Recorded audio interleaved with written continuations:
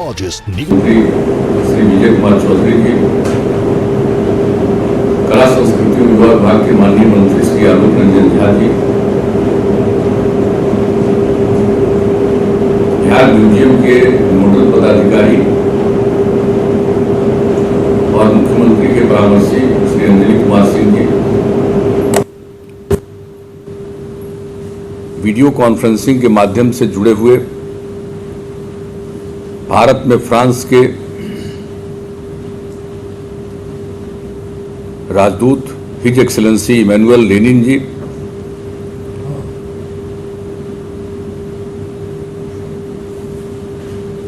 छत्रपति शिवाजी महाराज वास्तु संग्रहालय मुंबई के महानिदेशक जो भी वीडियो कॉन्फ्रेंसिंग के माध्यम से जुड़े, डॉक्टर सत्यसाची मुखर्जी जी, यहाँ पर मौजूद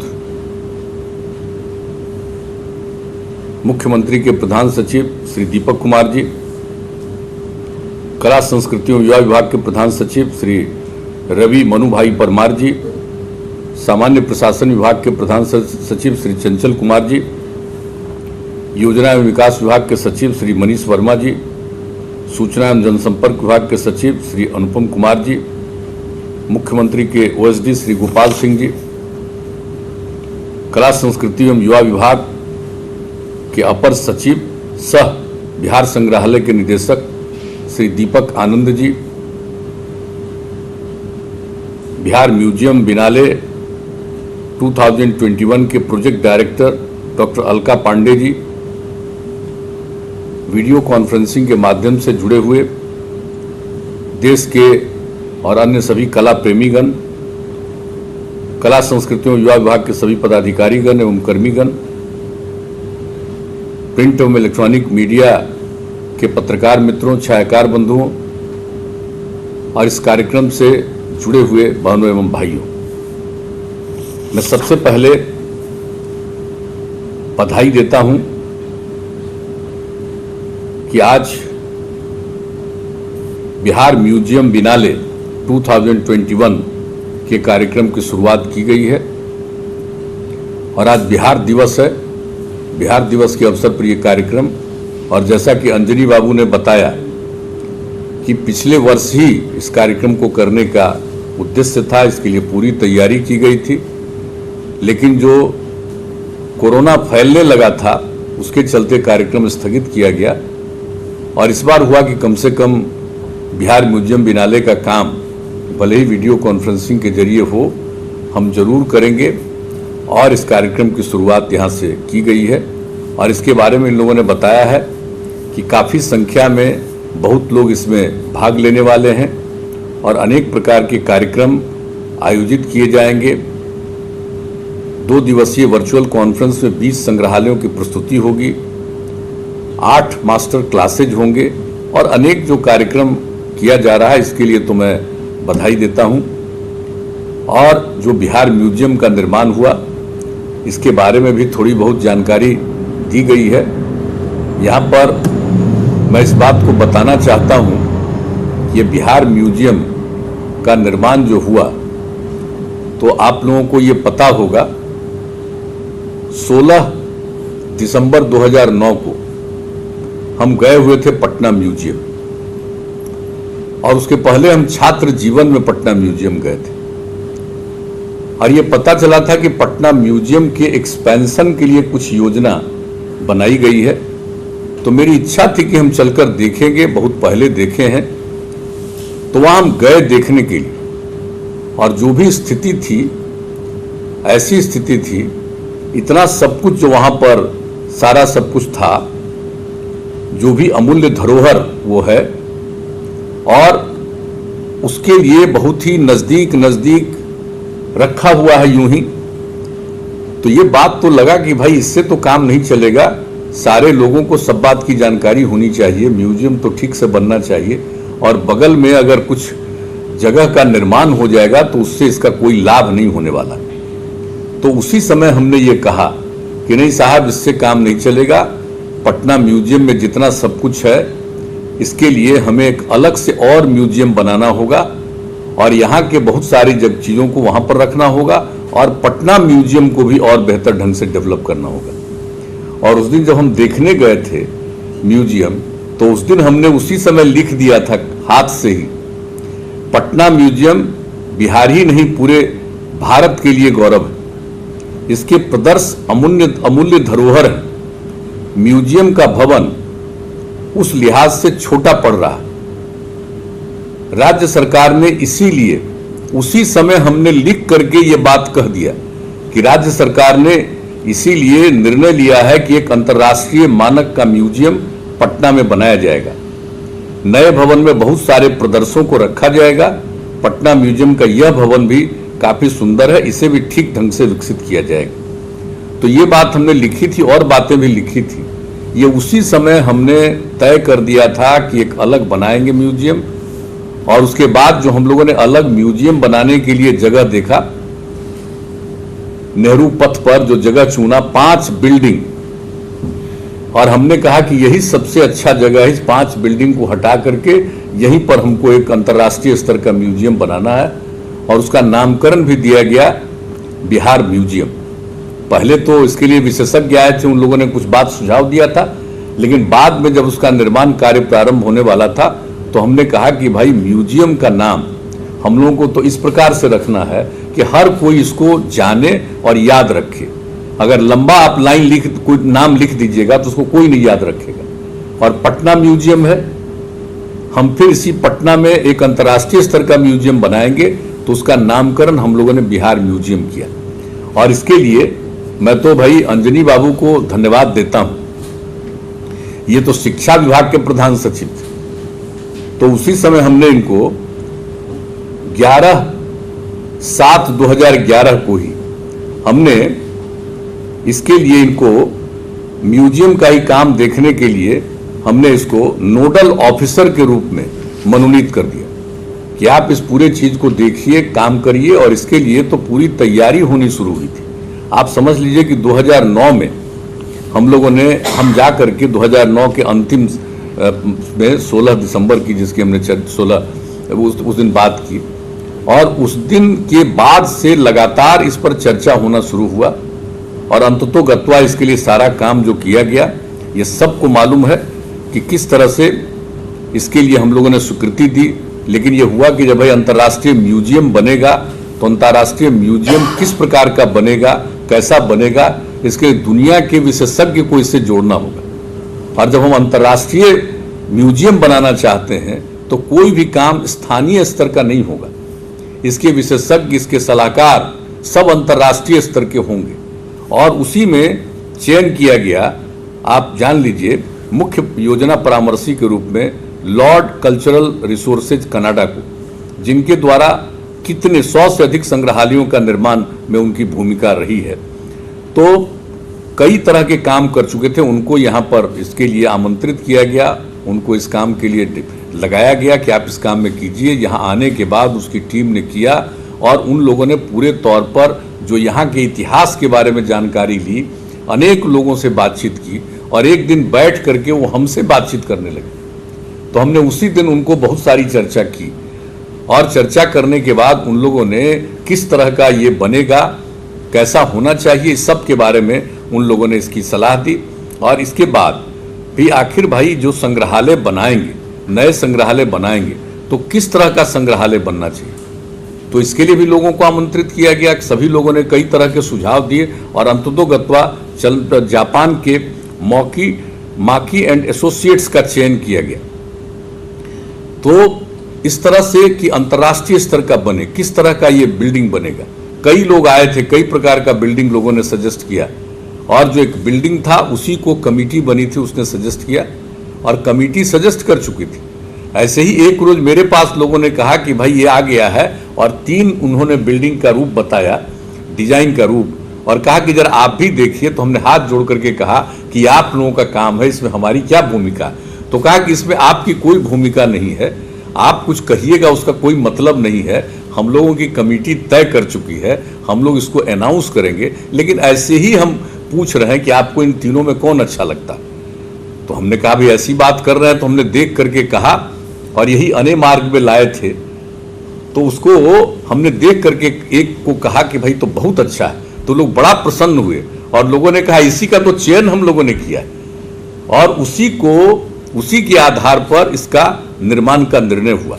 और उसके अलावे निर्माण कौन करेगा, तो ख्याति प्राप्त भवन निर्माण एजेंसी जो है L&T, उसका चयन किया गया। और ये सारा काम जिस तरह से शुरू किया गया, 16 जून 2013 को 498 करोड़ रुपए की लागत से अंतर्राष्ट्रीय स्तर के संग्रहालय के निर्माण की स्वीकृति दी गई।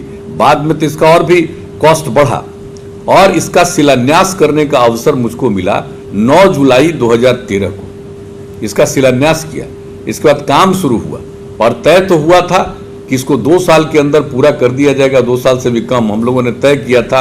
और उस समय आप जानते हैं कि हम लोग बिहार दिवस मनाना शुरू कर दिए थे, तो उस समय तय किया था कि 2015 के बिहार दिवस के अवसर तक इसको बना दीजिएगा।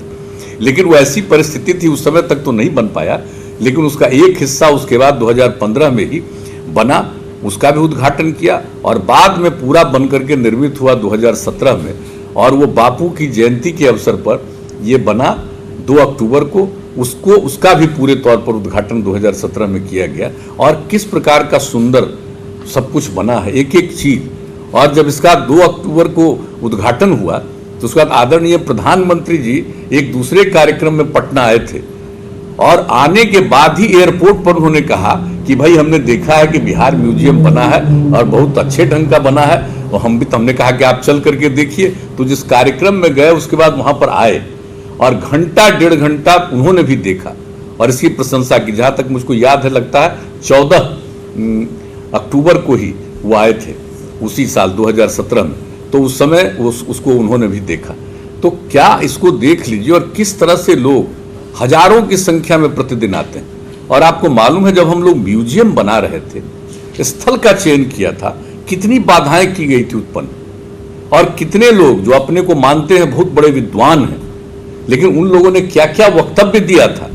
हम तो कहते थे कि भाई हम लोग विकास का इतना काम कर रहे हैं और विकास के काम के साथ साथ जो कुछ भी है ये म्यूजियम का काम है, आने वाली पीढ़ी को अपने जो कुछ भी यहाँ का इतिहास है उसके बारे में सब चीज को देखने का और जो महत्वपूर्ण चीजें हैं उसको देखने का अवसर मिलेगा। क्योंकि हम भी तो छात्र जीवन में पटना म्यूजियम देखे थे और उसको देखते थे, और बाद में जब गए तो लगा कि भाई इसको बढ़िया ढंग से, जिस तरह से अंतर्राष्ट्रीय स्तर पर लोग म्यूजियम बनाते हैं और किस तरह से उसको रखते हैं, उस तरह से होना चाहिए। तो ये सब किया गया। तो बहुत तरह का क्रिटिसिज्म भी कुछ लोगों ने किया, लेकिन ज्यादातर लोगों ने इसका स्वागत किया और पसंद किया। और एक एक बात हुआ, कई तरह की बात कही गई कि ये चीज तो पटना म्यूजियम में है, उसको रहना चाहिए। हम लोगों ने बता दिया कि अरे भाई पटना म्यूजियम भी रहेगा और पटना म्यूजियम को भी हम लोग पूरे तौर पर विकसित करेंगे। और ये जो बना है बिहार म्यूजियम, उसमें किस तरह का चीज बना, ओरिएंटेशन दीर्घा दर्शकों को पूरे संग्रहालय के बारे में जानकारी देती है, जिससे दर्शक अपने रुचि से चयनित दीर्घाओं में आसानी से भ्रमण कर सकें। इसके साथ साथ ओरिएंटेशन थिएटर भी है, जो पूरे गौरवशाली अतीत का चेहरा संक्षिप्त समय में देख सकता है। ये काम किया गया। दूसरा, इतिहास दीर्घा हिस्ट्री गैलरी में प्राग ऐतिहासिक काल प्री हिस्टोरिक पीरियड से लेकर 1764 ईस्वी तक के कालखंड को प्रदर्शित किया गया। जो यहाँ का इतिहास दीर्घा है, उसमें जो वहां से पटना म्यूजियम से लाया गया है उसको ये प्रदर्शित किया गया उस दीर्घा में। एक दीर्घा को कंटेम्पररी आर्ट गैलरी के रूप में विकसित किया गया, जिसमें देश के जाने माने कलाकारों की कला को प्रदर्शित किया गया। अब आप सोच लीजिए, जाने माने कलाकारों के कला का प्रदर्शन किया जाता है। एक गैलरी इस तरह की बनी है। और फिर उसी तरह से बिहारी कला को प्रदर्शित करने के लिए बिहारी रीजनल आर्ट गैलरी का निर्माण किया गया। जितने हमारे कलाकार हैं बिहार के, खास वैसे लोगों के कलाकारों की कलाकृतियों को प्रदर्शित किया जा रहा है। और इसके माध्यम से बिहार राज्य की समृद्धि, हस्तशिल्प, लोक कला के लोग लोक कला से लोग अवगत हो रहे हैं और उन कलाकारों की कला को अधिक लोकप्रियता के साथ बेहतर रोजगार के अवसर मिल रहे हैं। इसके अलावे यहाँ पर बच्चों के लिए विशेष दीर्घा चिल्ड्रंस गैलरी का निर्माण किया गया। अब आप समझ लीजिए, सबसे पहले जो उद्घाटन 15 में किया था, ये इसी का उद्घाटन हुआ था। और किस तरह से बच्चे आते हैं, बच्चियां आती हैं, कितना उनको अच्छा लगता है, कितना सब कुछ जानने का अवसर मिलता है, ये सब किया गया इस तरह से। और इसके साथ साथ पूरे संग्रहालय में कैफेटेरिया का निर्माण किया गया। कोई घूमने आएंगे तो उनकी इच्छा हुई कुछ खाने की तो इसका भी इंतजाम है। और इसके अलावे संग्रहालय में कला से संबंधित वस्तुओं के विक्रय हेतु दुकानें भी हैं। तो एक एक तरह का जो आगंतुक हैंडीक्राफ्ट को खरीद सकते हैं। तो ये सब काम इस तरह से 5-7 तरह का इंतजाम किया गया है। सिर्फ हिस्ट्री गैलरी नहीं है, हिस्ट्री गैलरी के अलावे बहुत सारी चीजों का इंतजाम किया गया। और यही है अंतर्राष्ट्रीयता। इंटरनेशनल स्तर पर आज तक इस देश में कोई दूसरा म्यूजियम नहीं बना है, ये पहला म्यूजियम बना है। बिहार म्यूजियम अंतर्राष्ट्रीय स्तर का है और इस म्यूजियम में इतना सारा सब कुछ किया गया। तो ये कितनी खुशी की बात है। कितने लोग बाहर से आते रहे, जितना बार भी कार्यक्रम हुआ। शिलान्यास के बाद एक हिस्से का उद्घाटन हुआ 15 में, दूसरे हिस्से का उद्घाटन हुआ 17 में। कितने लोग बाहर से आए थे और किस तरह से लोगों ने इसकी प्रशंसा की थी। तो ये सब काम जो किया गया है, सारा सब कुछ किया गया है। और हमने जानबूझकर इस काम के लिए हमने अंजनी बाबू पर मुझको भरोसा है। और आप जान लीजिए कि आजकल तो ये बने हुए हैं मुख्यमंत्री के परामर्शी, जो विकास मिशन का भी काम इनको देखना। लेकिन हम तो देखते हैं कि विकास मिशन के काम में इनकी दिलचस्पी कम रहती है और खुशी होती है कि जो बिहार म्यूजियम है उसी में इनकी दिलचस्पी रहती है। और किस किस तरह के कार्यक्रम दुनिया भर के लोगों को लिंक करना, ये कितना अच्छा लगता है। मुझे तो बहुत इसके लिए मैं बधाई देता हूं, धन्यवाद देता हूं। और विभाग को भी मैं कहूंगा कि पूरे तौर पर कला संस्कृति एवं युवा विभाग को पूरे तौर पर हमारे माननीय मंत्री भी हैं, एक एक चीज को जाकर के देख लीजिए और किस तरह से कोई भी चीज का इंतजाम किया गया और इसके अलावे और सब कुछ जो करने का प्रबंध किया गया। कैसा सुंदर बिल्डिंग है, कितने तरह की उसमें मीटिंग्स हो सकती है, कितने तरह से वहां काम हो सकता है। ऐसा तो कहीं है ही नहीं। और इसलिए जब लोग आते हैं तो कितना प्रसन्न होते हैं। तो कुछ लोग तो मेरी आलोचना किए थे, लेकिन आज देख लीजिए, जा करके देख लीजिए कि आने वाले लोगों को ये सब चीज कितना अच्छा लगता है। तो ये सब काम जो किया जा रहा है, मुझे इस बात के लिए बहुत खुशी है। और एक बात हम और कह देना चाहते हैं आज के अवसर पर, ये बिहार म्यूजियम बिनाले का आयोजन आपने किया है और इस तरह का कार्यक्रम तो आगे भी करिए। बिनाले का है मतलब 2 साल तक करिएगा, तो ये काम तो करिए। लेकिन इसके अलावे आप इस बात को भी प्रचारित करना जो हम लोगों ने शुरू में कहा था, पटना म्यूजियम का एक हिस्सा आएगा बिहार म्यूजियम में और ये अंतर्राष्ट्रीय स्तर का होगा, यानी उसके अलावे अन्य चीजें होंगी। ये सब तो किया जा रहा। लेकिन जो पटना म्यूजियम है उस समय भी हमने कहा था, और पटना म्यूजियम को जो पूरे तौर पर बनाया जा रहा है बेहतर ढंग से, आप अच्छी तरह जान लीजिए कि एक एक चीज जो वहां पर किया गया है। विश्व प्रसिद्ध राहुल सांस्कृतायन द्वारा तिब्बत से लाई गई पांडुलिपियों को पटना संग्रहालय में रखा गया और हम जाकर के देखे, हमने कहा भाई यूं ही रखा हुआ है। ये जब वहां से ये बात आई है पांडुलिपियों को, इन सब चीजों के बारे में तिब्बत से आया है, इसके बारे में पूरी जानकारी, पूरा इतिहास वो सिर्फ रखा हुआ है। इसका तो पूरा का पूरा अनुवाद करवाइए, विभिन्न भाषाओं में लिखवाइए, अंग्रेजी में करवाइए, हिंदी में करवाइए। इसके लिए लोगों को जो अनुरोध किया गया, जो लोग इस देश से लगे हुए लोग हैं, तिब्बत से जुड़े हुए लोग हैं, उनके लोगों से जो यहाँ पर जो काम कर रहे हैं, उन सब लोगों को कहा गया कि भाई इसका करिए, अनुवाद करके बताइए, ताकि नई पीढ़ी के लोगों को तिब्बत के बारे में एक एक चीज की जानकारी हो। और ये कहाँ रखा जा रहा है? ये पटना म्यूजियम में रखा जा रहा है। अभी जाकर के देखिए, ऐसे ही दिखाई पड़ेगा, राहुल सांस्कृतायन जी की याद आएगी, तिब्बत की याद आएगी। लेकिन क्या चीज है, कितनी बड़ी चीजें हैं, क्या कुछ लेकर के आए हैं राहुल सांस्कृतायन साहब, उन सब चीजों के बारे में सब कुछ जानना चाहिए। यह इंतजाम किया जा रहा है पटना म्यूजियम में।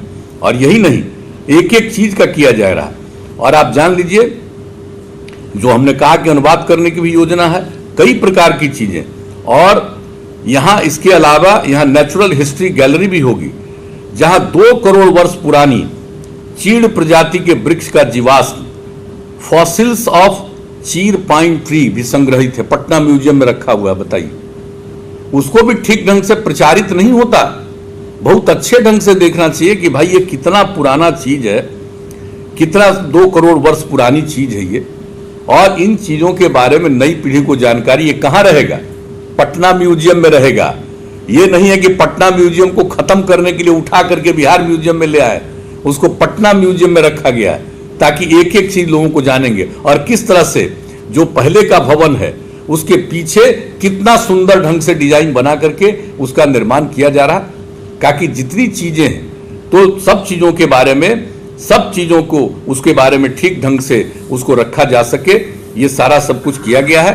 तो हर प्रकार से हम लोगों ने ये कोशिश करने की कोशिश की, ये कोशिश करने का प्रयास हम लोग कर रहे हैं। और पटना म्यूजियम भी बहुत अच्छे ढंग से सब कुछ दिखाई पड़ेगा। और इसमें जो दीर्घाएं होंगी जरा जान लीजिए। डॉक्टर राजेंद्र प्रसाद दीर्घा, राजेंद्र बाबू के बारे में बहुत सारी चीजें वहीं पर है। वो क्या कपड़ा पहनते थे सब कुछ है, जरा गौर से देख लीजिए एक एक चीज। राजेंद्र बाबू की जो भूमिका और बिहार से उनका जो संबंध, देश के प्रथम राष्ट्रपति, और उनका सब कुछ है, तो एक तो वो भी रहेगा। अभी हमारे मित्र बोल रहे थे उप मुख्यमंत्री जी, तो ये सब तो बिहार पटना म्यूजियम में ही कर दिया जाएगा। राजेंद्र बाबू का वो सारा काम उसी में किया जा रहा है। और नेचुरल हिस्ट्री गैलरी तो आप जानते ही हैं, पंडित राहुल सांस्कृतायन गैलरी जिसमें वो लाए हैं तिब्बत से, वो सब चीजें रहेगी। आर्ट गैलरी, पेंटिंग गैलरी, ये सब रहेगा। और अभी आप जान लीजिए बुद्ध अस्थि कलश पटना म्यूजियम में रखा गया है और इसको हम लोग ले जा रहे हैं वैशाली में। बुद्ध सम्यक दर्शन संग्रहालय सह स्मृति स्तूप का निर्माण हो रहा है और उसी में ये वहीं से निकला था बुद्ध अस्थि कलश, वहीं पर उनको भेजा जाएगा और वैशाली में ही जाएगा। लेकिन बाकी जितनी चीजें उन सबों को, और सब कमरे में ऐसे ही रखा हुआ है, सब चीजों को ठीक ढंग से प्रदर्शित, हमारे हिस्टोरिकल चीजों को प्रदर्शित करने का ये पटना म्यूजियम में होगा। और देख लीजिएगा पटना म्यूजियम और बिहार म्यूजियम एक दूसरे से जुड़ा रहेगा। कोई भी पटना म्यूजियम जाएंगे उनको पटना म्यूजियम के अलावे बिहार म्यूजियम में भी जाने की अनुमति है। कोई बिहार म्यूजियम आएंगे उनको बिहार म्यूजियम के अलावे पटना म्यूजियम जाने की अनुमति है। और मेरी तो एक ख्वाहिश है, अब देखिए वो कब पूरा होगा। हम तो चाहते हैं बिहार म्यूजियम को और पटना म्यूजियम को अंडरग्राउंड हम जोड़ देंगे। अब जब नई पीढ़ी के लोग जाएंगे, कितने लोग मेरे बारे में तरह तरह की बात करते रहते हैं, अगर ये बन गया तो आप समझ लीजिए कोई बिहार म्यूजियम आएंगे, नीचे से पटना म्यूजियम जाएंगे, पटना म्यूजियम में जाएंगे, वहां से यहां आएंगे, एक एक तरह की बात। और पटना म्यूजियम में कुछ सांस्कृतिक और पुरानी ऐतिहासिक चीजें भी हैं, वो एक स्थल भी है बहुत ही ऐतिहासिक। तो इन सब जो लोगों को संरक्षित करके हम लोग पटना म्यूजियम की बना रहे। तो बिहार अंतर्राष्ट्रीय स्तर का म्यूजियम बिहार म्यूजियम, लेकिन इसके साथ पूरे तौर पर जुड़ा हुआ पटना म्यूजियम। तो इन दोनों के विकास के लिए, उत्थान के लिए हम लोगों ने अपने ढंग से जो पूरा का पूरा प्रयास किया है। और बड़ी खुशी की बात है, इसके पहले तो कई बार स्थल का निरीक्षण जा करके देखना कहाँ कैसे बन रहा है, और जब बन गया तो उसके बाद भी हम कई बार गए। आदरणीय प्रधानमंत्री जी को भी तो लेकर गए थे, उसके बाद भी हम कई बार गए वहाँ देखने के लिए। हम जाते रहते हैं। अब ये एक साल से बड़ा नुकसान हुआ है, ये जो कोरोना का दौर आ गया, इस बीच में हम नहीं जा पाए। बड़ी हमको तकलीफ होती कि जरा जा पाते, देख पाते, और कहीं कोई चीज की जरूरत है तो उस चीज को किया जाए। ये तो हमारी इच्छा है, लेकिन हम तो अब जाएंगे भाई, अब हम नहीं छोड़ेंगे, हम तो जाएंगे और देखेंगे भी। लेकिन अब इस बार तो जान रहे हैं, सब लोगों को भी कहेंगे कि कोरोना का दौर तो फिर से बढ़ रहा है। दुनिया के अनेक मुल्क प्रभावित हो रहे हैं, बिहार के अनेक राज्य प्रभावित हो रहे हैं, 8 जिले की जो भयंकर स्थिति हो रही है, महाराष्ट्र की जो भयंकर स्थिति हो गई है, ये सब जानते हैं। इसलिए सुरक्षित रहने की कोशिश तो करनी ही है, यह तो एक अलग बात है। और इसके चलते इस बार जो ये होता बिहार म्यूजियम बिनाले, और अगर ये स्थिति नहीं रहती तो क्या सुंदर दृश्य होता। कितने दुनिया भर के लोग आते, कितने म्यूजियम के लोग आते। लेकिन फिर भी आज मुझे खुशी है कि 20 संग्रहालयों की प्रस्तुति भी होगी, 8 मास्टर क्लासेज भी होंगे, ये सब चीज होगा। लेकिन आप जरा समझ लीजिए कितना बड़ा अवसर मिलेगा। चलिए अभी तो है, लेकिन मुझको तो पूरा भरोसा है कि कुछ महीने के बाद कोरोना से मुक्ति मिलेगी, ऐसा हम लोगों को पूरा भरोसा और विश्वास है। तो उसके बाद तो इस काम को और तेजी से आगे बढ़ाएंगे। और आपने जो बिनाले की शुरुआत की है, ये तो 2 वर्ष के लिए होता है, बिनाले का नाम ही क्या है, 2 साल के लिए। तो इसमें जो काम शुरू करेंगे तो हम तो अंजनी बाबू को कहेंगे कि भाई इसके लिए जितना ध्यान देते हैं, देखते हैं, एक एक चीज को देखते रहिए और हर चीज को ठीक ढंग से, हर प्रकार से उसको, तो बिल्कुल मेंटेनेंस के लिए भी हमने क्या कहा, एक बार तो हम घूम रहे थे, हमने कहा कि भाई इसका मेंटेनेंस जरा ठीक ढंग से होना चाहिए अंदर का। इतने लोग आते हैं जाते हैं, अब ये सब काम भी आप करा रहे हैं, लेकिन एक दिन तो हम अचानक, हम जरूर आपको अंजनी बाबू ये कहेंगे, और जो हमारे इस काम को देखने वाले हैं इन सब लोगों को हम कह देंगे कि हम एक दिन तो जरूर फिर बिहार म्यूजियम जाएंगे और अपने साथ हम आप सब लोगों को जो हमारे यहाँ बैठे हुए हैं आग्रह करेंगे कि चलिए और देखिए, और इस तरह से उसको देख करके, और उसके साथ साथ जो पटना म्यूजियम का काम हो रहा है उस काम को भी देखेंगे कि सारा काम ठीक ढंग से हो। तो आज मुझे खुशी हुई, आपने ये जो बिहार म्यूजियम बिनाले की शुरुआत की है और इसके बारे में जो जानकारी आप लोगों ने दी है, बड़ी खुशी की बात है। और इसी तरह से इस काम को आगे बढ़ाइए। और बिहार म्यूजियम की प्रतिष्ठा, इसको कितना अवार्ड मिला, बिहार म्यूजियम की चर्चा लोगों को मालूम है। जो बिहार म्यूजियम बन रहा था तो जो क्रिटिसिज्म करते थे, अब आप जानते हैं कि बिहार म्यूजियम की चर्चा देश के बाहर कितनी होती है और कितने प्रकार का अवार्ड बिहार म्यूजियम को मिला है। तो इन सब चीजों को समझना चाहिए। और हम तो नई पीढ़ी को चाहते हैं कि इतिहास की पूरी जानकारी हो और एक एक चीज का लोगों को ज्ञान होगा तो आगे बढ़ेंगे। और हर इतिहास के बारे में जानना कितनी बड़ी चीज है। क्या पौराणिक स्थल है बिहार, इस पौराणिक स्थल के बारे में हमारे आने वाली पीढ़ी को हर बात की समझ होगी, जानकारी होगी, तो फिर से बिहार कितना आगे था, कितना पीछे हो गया, इसको फिर से हमको नई ऊंचाइयों तक ले जाना है। और उसके लिए न सिर्फ उनका अध्ययन, उनमें प्रेम भाईचारे का भावना लाना, लेकिन उसके साथ साथ जो नई पीढ़ी के लोग हैं जो पढ़ते हैं, और उन सब लोगों को जो स्कूलों में पढ़ने वाले लोग हैं, इसके लिए क्या इंतजाम हमने किया, उन सब लोगों को, हर स्कूल के बच्चे बच्चियों को ला करके बिहार म्यूजियम को, पटना म्यूजियम को दिखाने की भी योजना है। अभी तो मान लीजिए कोरोना का दौर चल गया है 1 साल से, वो अलग बात है, लेकिन सब देखेंगे तो अपने इतिहास के बारे में जानेंगे, क्या गौरवशाली इतिहास है, इसके बारे में समझेंगे। तो आने वाली पीढ़ी, आने वाले समय में हमको फिर से बिहार को नई ऊंचाइयों पर ले जाना है, इसका मन में एक संकल्प होगा।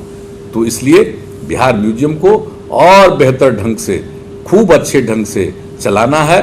और इसका जो इसकी जो एक प्रतिष्ठा हुई है, न सिर्फ इस प्रतिष्ठा को कायम रखना है, बल्कि दुनिया भर के महत्वपूर्ण म्यूजियम के साथ इसको जो लिंक करने की आपने शुरुआत की है, उससे लिंक करके हम सब लोगों को, ये वाकई अंतर्राष्ट्रीय स्तर का है, इसलिए अंतर्राष्ट्रीय स्तर पर जितने इस तरह के खास म्यूजियम हैं उनके साथ भी संपर्क और संबंध होना चाहिए। सब जगह के लोग आए और सब जगह के लोगों को यहाँ के बारे में भी जानकारी, और यहाँ पर जो कुछ भी है उसके बारे में जो जानकारी होती है, लोगों को बहुत खुशी होगी और जानेंगे कि हमारा जो पुराना इतिहास कितना गौरवशाली। इसलिए इन्हीं शब्दों के साथ आज का जो आयोजन आप लोगों ने किया बिहार म्यूजियम बिनाले का, इसके लिए मैं अपनी शुभकामनाएं देता हूं। और जो लोग भी यहाँ पर उपस्थित हैं और वीडियो कॉन्फ्रेंसिंग के माध्यम से सब लोग इससे जुड़े हुए हैं, मैं सब लोगों का अभिनंदन करता हूं। और इस कार्यक्रम को खूब अच्छे ढंग से अनेक दिनों तक, 7 दिनों तक जो चलाने वाले हैं, ये कार्यक्रम बहुत अच्छे ढंग से क्रियान्वित हो और लोगों पर इसका बेहतर असर पड़े, यही हमारी शुभकामना है। इन्हीं शब्दों के साथ आप सबको धन्यवाद देते हुए मैं अपनी वाणी को विराम देता हूँ। के लिए बहुत बहुत आभार माननीय मुख्यमंत्री महोदय। तो मुख्यमंत्री को आप सुन पा रहे थे और साफ तौर पर मुख्यमंत्री ने कहा, और उनकी जितनी भी बातें थी, 4 से 5 बार ऐसा संदर्भ सामने आया जिसमें उन्होंने कहा कि आलोचकों को भी सीखना चाहिए, जो सवाल उठाते हैं उनके लिए भी जरूरी है कि वो म्यूजियम आए, संस्कृति को समझें, जाने बूझें, तब कुछ कहें। चलिए यहां रुकेंगे, एक छोटे